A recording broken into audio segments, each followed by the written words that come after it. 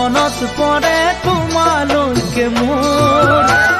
পাতৰ আঁৰত লুকাই ফুলে নাহৰৰে ফুল কুলিৰে মাত শুনিলে হয় মন গুল গুল কেনেকৈনো দূৰত বাৰু চাকৰি কৰোঁ সদায় ৰাতি ৰাতি তোমাক সপোন দেখো দূৰ দূৰ দূৰণিৰে পৰা মনত পৰে তোমালৈকে মোৰ